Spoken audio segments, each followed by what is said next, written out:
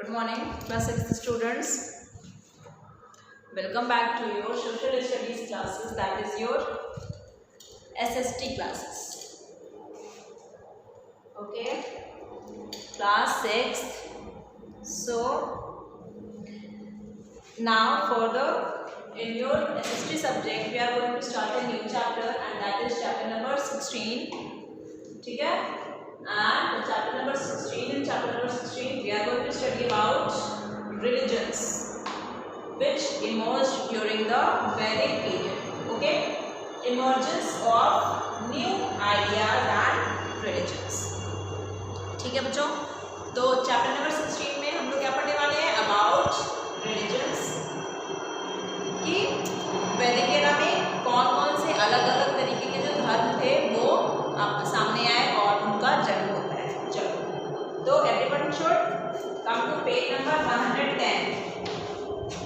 चलो 110 पे सारे बच्चे आ गए. Page number 110, that is 110. Emergence of new ideas and religions. So first of all there should be some kind of introduction. The dawn of a new era arose in the 6th century BCE and left a deep impact on Indian life and culture. These religions influenced the religious beliefs and practices of Hindus. तो देखो, जब 6th century आती है ना, 6th century BC के दौरान जब क्या होता है कि इंडियन लाइफ और कल्चर में भारतीय व्यक्ति जो नागरिक उस वक्त थे उनके जीवन और कल्चर में बहुत ही अलग अलग तरीके की रिलीजियस बिलीव्स का जन्म होता है, धार्मिक चीज़ों के बारे में, और जो प्रैक्टिसेस थे हिंदूज के उनके बारे में भी सब अलग अलग चीज़ों के बारे में हम लोग पढ़ने वाले हैं. देखो, पहला क्या था? हिंदुइज्म. पहला क्या हो जाएगा? हिंदुइज्म. अब हिंदुइज्म से क्या समझोगे कि ये किसके लिए होगा? हिंदूज के लिए. चलो, Hinduism integrates a large variety of different elements. In principle, Hinduism incorporates all forms of belief and worship. तो जो हिंदूज थे, ठीक है, जो हिंदू सभ्यता के लोग थे, जो हिंदू धर्म के लोग थे, उनका जो वर्शिप करने का तरीका था, भगवान को पूजने का तरीका था, भगवान को जो भरोसा करने का तरीका था, वो सब हिंदुइज्म के अंतर्गत हम लोग जानेंगे. Overall, it represents a gradual development of thought, philosophy and practices. The Hindu philosophy is a unique philosophy in a broad sense. It covers all aspects of life and makes life lively and fruitful. तो Hinduism जो है और हिंदू की जो philosophy है, जो practices हैं, जो बिलीव्स हैं, वो हमारे जीवन में बहुत ही अच्छा अपना टीचिंग देती है, बहुत ही अच्छा हमें वो निर्देश देती है ताकि हमारी ज़िंदगी जो है वो क्या हो जाती है? फ्रूटफुल हो जाती है और लिवली हो जाती है, खुशनुमा हो जाती है, अच्छी हो जाती है. During the Vedic period, the philosophies and ideologies of the sages shaped Hinduism. तो देखो, वैदिक पीरियड में क्या था?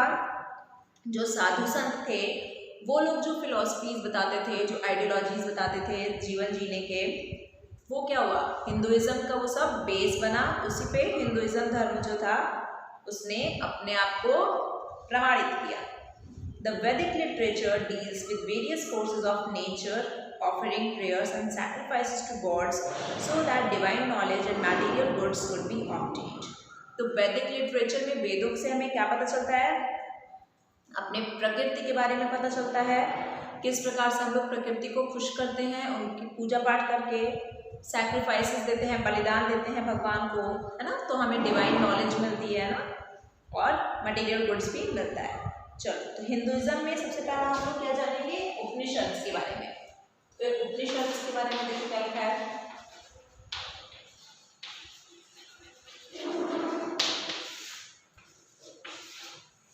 देखो, the Upanishads criticized rituals and laid stress on right belief and knowledge.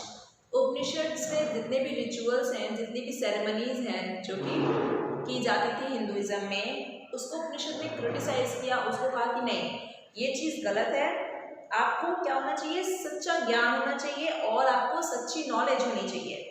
Like the Aranyakas and Brahmanas, the Upanishads were also composed during the later Vedic period. तो later Vedic period के दौरान ही उपनिषद्स को लिखा गया था, जैसे कि अरण्यकास और ब्राह्मणास को भी लिखा गया था. तो कितने उपनिषद्स हैं हमारे? 108. हमारे पास 108 उपनिषद इसके बारे में हम लोगों ने लास्ट चैप्टर में पढ़ा था। But many of them are later additions, ठीक है। तो बहुत सारे जो उपनिषद हैं वो बाद में लिखे गए, जैसे a few of them are Isha, Kena, Taittiriya, Brihadaranyaka Upanishad which is the biggest of them all. तो बृहद्रण्यक उपनिषद जो है ये सबसे बड़ा है। तो इसको सारे बच्चे अंडरलाइन कर लेंगे, यहाँ से अंडरलाइन करो। पहले तो ये अंडरलाइन करो कि कितने उपनिषद होते हैं। तो कैसे अंडरलाइन करोगे, देयर आर 108 उपनिषद, और उसके बाद Brihadaranyaka Upanishad which is the biggest of all. तो ये पूरे उपनिषद में सबसे बड़ा है। The term Upanishad means a session. Upanishad का मतलब क्या होता है, एक सेशन। जैसे हम लोग एक सेक्शन क्लास का ले रहे थे, तो इस क्लास में आप लोगों ने क्या समझा, किस चीज़ के बारे में पढ़ा ना, किस चीज़ के बारे में नॉलेज गेन की, तो इसमें किसके बारे में जानते हैं। तो उपनिषद का मतलब यही होता है, sitting at the feet of a master who impacts learning.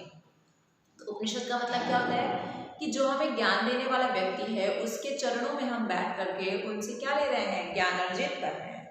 चलो विस्टम मैप को देखो, Panini was a great grammarian, underline कर लीजिए।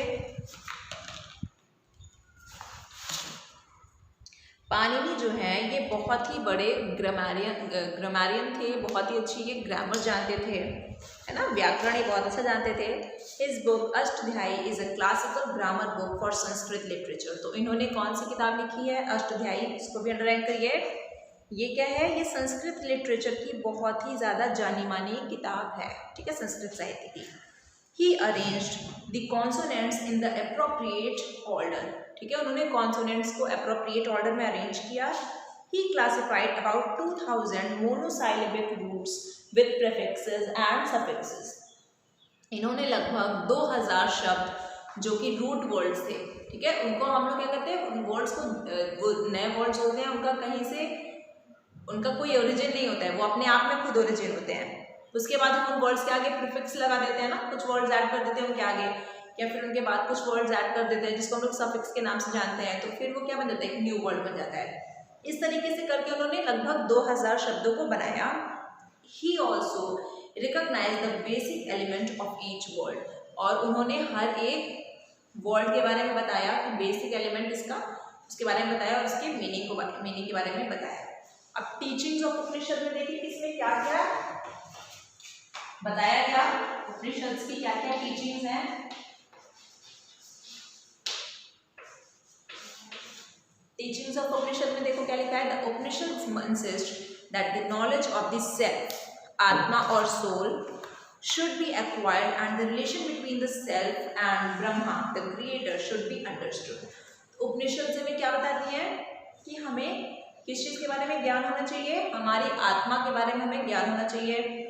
हमें अपनी आत्मा, या फिर जिसको हम लोग इंग्लिश में सोल के नाम से जानते हैं ना, आत्मा जिसको सोल के नाम से जानते हो, SOUL है ना, इसको कहते हो ना अपने अंतरात्मा जो तुम्हारी होती है, ठीक है। should be acquired and relation between the self and Brahma, the creator, should be understood। तो उपनिषद हमें ये बताता है कि किस प्रकार से हमारी आत्मा जो है हमारे भगवान से जुड़ी हुई है। भगवान कौन है यहाँ पे, ब्रह्मा भगवान को यहाँ पे कहा जा रहा है, जिन्होंने हमें बनाया है, जिन्होंने हमें क्रिएट किया है, और इसीलिए ब्रह्मा को द क्रिएटर के नाम से हम लोग जानते हैं। तो उनसे जो हमारी आत्मा किस प्रकार से जुड़ी हुई है, इसके बारे में हम लोग को उपनिषद बताता है। Brahma resides in the human soul. अब आपको पता है कि हमारे अंदर जो है, हमारी आत्मा में भगवान रहते हैं, विराजमान रहते हैं।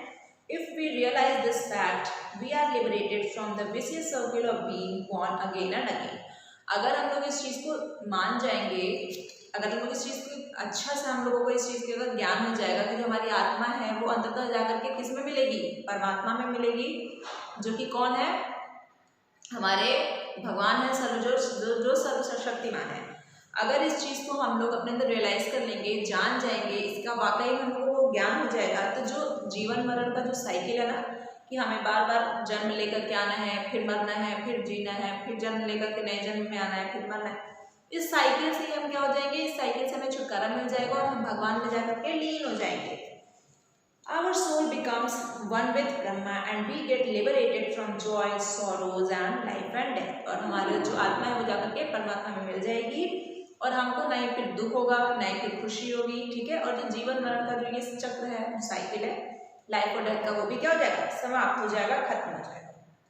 चलो नो मोर में क्या है, इन उपनिषद्स ब्रह्मा इज रिगार्डेड, इसको भी अंडरलाइन कर लीजिए, very important. In Upanishads, Brahma is regarded as the creator, Vishnu as the preserver and Shiva as the destroyer of the universe. तो देखिए उपनिषद में तीन भगवानों के बारे में बताया गया है।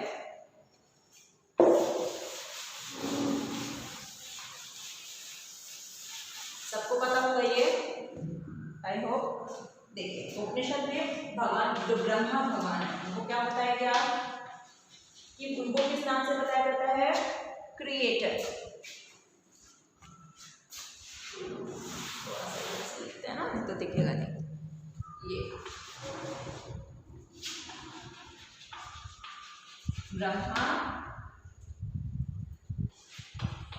विष्णु एंड शिव। चलो ब्रह्मा को किस नाम से लोग जानते हैं उपनिषद में, क्रिएटर, द क्रिएटर, विष्णु को द प्रिजर्वर और शिव को द डिस्ट्रॉयर।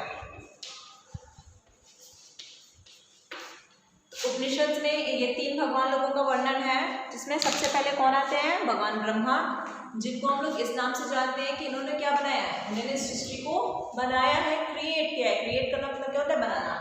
तो उन्होंने सृष्टि को जन्म दिया, उसको बनाया है, उसका भरण पोषण पालन पोषण कौन करता है, पालन पोषण मतलब उसकी अपब्रिंगिंग कौन करता है, विष्णु भगवान करते हैं, जिनको हम लोग इंग्लिश में प्रिजर्वर के नाम से जानते हैं। तो ब्रह्मा को द क्रिएटर कहते हैं, विष्णु को द प्रिजर्वर कहते हैं, और शिव भगवान जो है महादेव है वो क्या करते हैं, वो सब समाप्त कर देते हैं, है ना।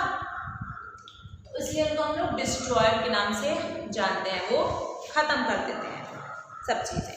तो इस तरीके से ये आपको लर्न होना चाहिए, इसको अंडरलाइन कर लीजिएगा, बहुत इंपॉर्टेंट है। चलो अब एसेंस ऑफ उपनिषद्स में आ जाओ। इसमें क्या बताया जा रहा है, transmigration, that is the passing of soul into another body after death and कर्म is the theory which all Upanishads accept। तो देखिए सारे उपनिषद में एक बात तो कॉमन है, वो क्या है, ट्रांसमाइग्रेशन। ट्रांसमाइग्रेशन मतलब कि अगर आप इस जीवन में आप ह्यूमन बीइंग के रूप में आप यहाँ पे हो, जब भी आपकी डेथ होगी, जब आप बूढ़े हो जाओगे बहुत टाइम बाद, ठीक है, तो यहाँ से आपकी आत्मा निकलेगी, तो फिर वो आत्मा क्या होगी, उसके कर्म पर बेस्ड, जैसा भी वो कर्म किया रहेगा उस हिसाब से उसको नया शरीर उस आत्मा को मिल जाएगा। अगर आपका अच्छा कर्म होगा तो आप हो सकता है फिर से आप किसी इंसान के रूप में जन्म ले लो, और अगर आपने गंदा कर्म किया है ना, गलत का काम किया है, तो आप किसी भी जानवर या फिर कीड़े मकोड़े के रूप में भी जन्म ले सकते हो, जिसकी कोई वैल्यू नहीं होती है पृथ्वी पे। तो क्या हो, उसको सब लोग चींटी के नाम से जब चींटी को दबा के चल देंगे ना, तो वो भी क्या, उसमें भी अंदर भी एक आत्मा है। तो ये सारे उपनिषद में बताया गया। कर्म implies one's previous deeds that determine the present state in which जीव creature is reborn. Good karmas produce good results and bad karmas produce bad results। तो कर्म से ये तय होता है कि आपको किस जीव में आपको जन्म दिया जाएगा। अगर आप अच्छा कर्म करते हैं तो आप अच्छा जीव आपको बनाया जाएगा, और अगर आप गंदा कर्म करते हैं तो कोई भी ऐसा गंदा जीव बना दिया जाएगा जिसके बाद फिर आपका क्या होगा, आपका जीवन फिर अच्छा नहीं होगा, ठीक है। और अगर आपका कर्म बहुत ही अच्छा है, ठीक है, बहुत ही उच्च स्तरीय कर्म है, तो फिर तो आप भगवान में मिल जाओगे। ये जीवन मरण के चक्र से ही सब तुम्हारे लाइफ से क्या हो जाएगा, सबका खत्म हो जाएगा। The soul itself is immortal, but it has to go through the unending cycle of birth and death as a result of karmas। देखो जो हमारी आत्मा है वो तो इमॉर्टल है, वो तो कभी मर नहीं सकती है, ठीक है, हमारा शरीर बस मरता है, हमारी आत्मा नहीं मरती है। लेकिन उस आत्मा को क्या होता है, बार बार इस जीवन मरण के चक्र में घूमना पड़ता है, जिस हिसाब से हमारी कर्म होती है। When a जीव dies, it is the body that dies, not the soul. The soul enters a new body। जब किसी भी जीव की मृत्यु होती है तो आत्मा नहीं मरती है, क्या होता है, उसका जो शरीर होता है वो मरता है, और जो उसकी आत्मा होती है वो नए शरीर में जाकर के उसके कर्म के हिसाब से नया जीवन ले लेती है। There are 3 courses to achieve ultimate salvation और मोक्ष। अब देखिए 3 प्रकार के आपको यहाँ पे बताया जा रहा है कि किन्हीं तीन चीज़ों को करके आप मोक्ष को पा सकते हो। मोक्ष कैसे पा सकते हो, it may be obtained through कर्म मार्ग और bye means of good deeds, through ज्ञान मार्ग और bye means of true knowledge, और थ्रू भक्ति मार्ग इंटेंस डिवोशन टू गॉड। तो 3 प्रकार से आप अल्टीमेट सैल्वेशन, जिसको हम लोग मोक्ष कहते हैं ना, क्या अब इस व्यक्ति को मोक्ष मिल जाएगा। मोक्ष मतलब आप जीवन मरण के चक्र से ही आपको जीवन मरण के चक्र को अब आपका उससे आपका सामना नहीं होगा। तो आप क्या किस तरीके से इसको ऑब्टेन कर सकते हो? 3 तरीके से इसको ऑब्टेन कर सकते हो। पहला क्या है? Bye means of good deeds, कर्म मार्ग। देखो कर्म मार्ग के तहत क्या होता है, अगर आप अच्छे कर्म करोगे तो भगवान आपको क्या कर देंगे? मोक्ष प्रदान कर देंगे। अब कर्म आपके अच्छे कैसे होंगे? जैसे आप दान करते हो बहुत लोगों का, लोगों की मदद करते हो, है ना, अपने आपको भगवान लोगों की समाज सेवा के लिए समर्पित कर देते हो। तो इस तरीके से कर्म मार्ग के द्वारा आपको भगवान मोक्ष दे सकते हैं। थ्रू ज्ञान मार्ग, ज्ञान मार्ग में क्या होता है, आप इतना ज़्यादा नॉलेज गेन कर लेते हो, ठीक है, भगवान को समझ लेते हो कि भगवान क्या है। भगवान को समझना तो बहुत बड़ी बात हो गई, लेकिन आपके पास बहुत ज्ञान है, तो तब आप अचीव कर सकते हो मोक्ष, जैसे कि हमारे साधु संत लोग करते हैं। और bye means of true knowledge और थ्रू भक्ति मार्ग। और एक होता है भक्ति मार्ग। भक्ति मार्ग में क्या होता है, व्यक्ति जो होता है उसको बहुत ज़्यादा नॉलेज तो नहीं होती है, लेकिन वो भगवान पे उसका बहुत ही ज़्यादा मन होता है, वो भगवान को बहुत मानता है, भगवान को सब कुछ समझता है। इंटेंस डिवोशन टू गॉड, तो भगवान को इस तरीके से पूजता है जिस प्रकार से उसका इतना मन लगता है भगवान में कि वो अपने आप में एक बहुत ही अच्छे अलग प्रकृति की भक्ति होती है। तो ये भी एक मार्ग है जिसके थ्रू भगवान उस व्यक्ति को मोक्ष प्रदान कर सकते हैं। चलो अब स्प्रेड ऑफ हिंदुइज्म पढ़ो, कैसे हिंदुइज्म को स्प्रेड किया गया, हिंदुइज्म कैसे फैला गया।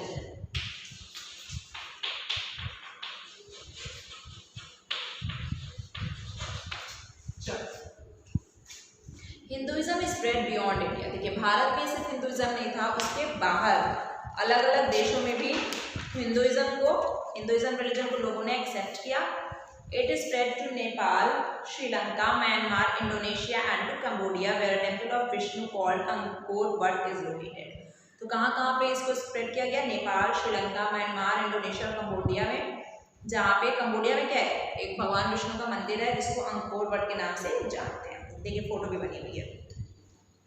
चलो अब हिंदुइज्म के अलावा और कौन कौन से रिलीजन्स का जन्म हुआ, rise of new religious sect, उसके बारे में जानेंगे। There were some conditions prevalent in society which gave rise to different religious sects, even though the Upanishads were accepted within the Vedic system. तो देखिए वैदिक सिस्टम के अंतर्गत उपनिषद को तो सभी लोग मानते थे, लेकिन कुछ ऐसे कारण थे जिनकी वजह से नए रिलीजन्स का जन्म हुआ, जैसे कि the elaborate and costly rituals subscribed to it the Brahmanas were disliked by the people. तो देखिए इतने महंगे जो संस्कार वगैरह किया जाते थे, जो रिचुअल्स परफॉर्म करते थे हम लोग, ठीक है, जो भगवान लोग जो पंडित जी लोग पूजा वगैरह करवाते थे, वो बहुत ही क्या होते थे, कॉस्टली होते थे, उनमें बहुत पैसा लगता था, है ना, बहुत विधिवत होते थे। तो इस वजह से ये लोगों को ज़्यादा पसंद नहीं आया। They wanted a simple religion without unnecessary वैदिक रिचुअल्स। तो कुछ लोग ऐसे थे जो कि जिनको हिंदुज़म पसंद नहीं आया, उनको बस ऐसे रिलीजन की ज़रूरत थी जिसकी वजह से वो ईजिली अपना भगवान को मान सकें। People wanted religious text in simple languages, ठीक है। अब उपनिषद में सारी चीज़ें संस्कृत में लिखी गई हैं, जो बहुत टफ लैंग्वेज है, जो लोग समझ नहीं पाते थे। तो उन लोगों ने क्या किया, उन लोगों ने ऐसे सिंपल लैंग्वेज के बारे में समझा कि हाँ कोई ऐसे अगर हम लोगों को रिलीजन मिल जाए जिसमें सिंपल लैंग्वेज में हम लोगों को पता चल जाए कि भगवान से हम लोगों को किस प्रकार से हम लोगों को मोक्ष मिल जाएगा, तो वो हम लोग एक्सेप्ट कर लेंगे। People did not like the discrimination by birth, which was earlier based on occupations in the one system. अब वन सिस्टम में क्या था कि जन्म से ही डिस्क्रिमिनेशन, भेदभाव हो जाता था लोगों के बीच में, है ना। पंडित का बेटा पंडित बन जाता था, है ना, उसी प्रकार से शेड्यूल कास्ट का बेटा शेड्यूल कास्ट बन जाता था। ये लोगों को पसंद नहीं था, कहते थे लोग कि अरे भाई कर्म से भेदभाव रखो, जन्म से भेदभाव से क्या करना। Till now society was ruled by Kshatriyas who believed in Wars and conquest. अभी तक क्या हो रहा था, जो रूल कर रहे थे जो हमारे सोसाइटी पे, वो थे क्षत्रिय, जो कि लड़ाई करते थे, है ना, क्षत्रियों का काम है लड़ना। New religious sections believed in non violence. अब जो नए रिलीजियस सेक्शंस आए, वो उन लोगों ने अहिंसा को अपना समझा और माध्यम बनाया। With increasing trade the Vaishyas who were looked down upon in Brahmanical society were gaining importance, ठीक है। तो अब वैश्यास जो कि जिनका काम था ट्रेड करना, व्यापार करना, वो लोग क्या कर रहे थे, ब्राह्मण्स उनको बहुत ही गंदे नज़र से देखते थे, उनको नीच समझते थे, निचले स्तर पे समझते थे। तो उनको अब इम्पोर्टेंस मिल रही थी सोसाइटी में, क्योंकि वो व्यापार करते थे।